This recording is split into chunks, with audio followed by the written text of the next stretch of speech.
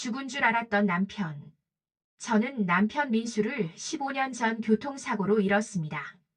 장례식장에서 차디찬 관을 붙들고 오열하던 제 모습이 아직도 눈에 선합니다. 그 후로는 홀로 딸 지연을 키우며 버텼습니다. 남편 없는 빈자리는 컸지만 딸 하나만 바라보며 견뎠습니다. 그런데 어느 날 믿을 수 없는 일이 벌어졌습니다. 시장에서 장을 보고 나오는데 낯익은 뒷모습이 눈에 들어왔습니다. 민수였습니다. 분명 민수였습니다. 순간 숨이 막혀왔습니다. 저는 정신없이 그를 따라갔습니다. 골목 끝에서 저는 모든 걸 보았습니다. 민수가 한 여자의 손을 잡고 있었고 옆에는 아이까지 있었습니다. 활짝 웃는 얼굴. 그 얼굴은 제가 알던 남편 그대로였습니다. 다리가 풀려 주저앉고 말았습니다. 15년 동안 저는 홀로 살았는데 그는 살아서 다른 여자와 가정을 꾸리고 있었습니다.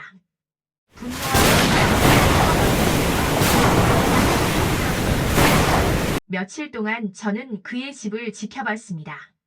민수는 그 여자와 아이와 함께 웃으며 살고 있었습니다. 아이는 10살쯤 되어 보였는데 눈매가 낯설지 않았습니다. 어디서 본 듯한 얼굴. 시간이 지나자 알게 됐습니다. 제 딸 지연과 너무 닮아 있었습니다. 결국 저는 민수를 붙잡았습니다. 민수, 내가 살아있었구나. 그는 얼굴이 하얗게 질리더니 떨리는 목소리로 말했습니다. 은주야, 미안하다. 저는 소리쳤습니다. 왜 우리를 버린 거야? 왜 죽은 척을 했어? 민수는 고개를 숙였습니다. 그땐 살고 싶지 않았다. 사업이 망하고 빚쟁이들이 들이닥치고 그냥 모든 걸 버리고 싶었다. 저는 치를 떨었습니다. 책임을 버리고 아내와 딸을 버리고 그는 도망쳤던 겁니다. 며칠 뒤 지연에게 사실을 알렸습니다. 딸은 처음엔 믿지 않았습니다. 하지만 사진을 보여주자 얼굴이 창백해졌습니다. 아빠가 살아있어. 그럼 우린 버려진 거야?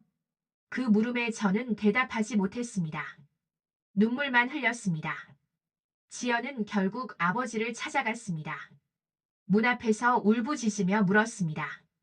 왜요? 왜 우리를 버렸어요? 민수는 그 앞에 무릎을 꿇고 울었습니다. 하지만 그 눈물은 변명일 뿐이었습니다. 그런데 충격은 끝나지 않았습니다. 민수와 함께 살고 있던 그 여자. 가까이서 얼굴을 본 순간 피가 거꾸로 솟는 기분이 들었습니다. 제 여동생 미정이었습니다. 믿을 수 없었습니다. 친동생이 제 남편과 살고 있었다니. 저는 미정을 붙잡고 흔들었습니다. 미정아, 내가 어떻게 이럴 수 있어? 미정은 눈을 피하며 흐느꼈습니다. 언니, 사실은 15년 전부터 민수와 함께였어. 언니가 힘들 때 차마 말할 수 없었어. 숨이 막혔습니다. 남편과 동생이 함께 살았고 아이까지 낳은 것이었습니다. 저는 쓰러질 듯 몸을 가눴습니다. 분노와 배신감에 온몸이 떨렸습니다. 세상이 무너지는 기분. 하지만 더 큰 고통은 지연이었습니다.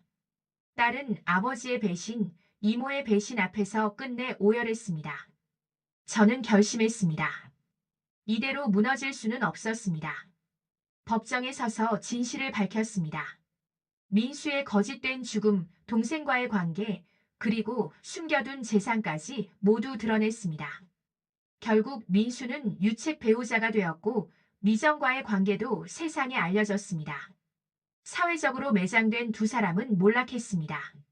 남겨진 건 상처뿐이었지만 저는 끝내 쓰러지지 않았습니다. 딸 지연과 함께 다시 살아가기로 했습니다. 저는 제 이야기를 듣는 이들에게 말하고 싶습니다. 배신은 피처럼 쓰라리지만 끝내 살아남는 건 버티는 사람이라고. 저는 무너졌지만 다시 일어섰습니다. 제 삶은 제 손으로 지켜낼 겁니다.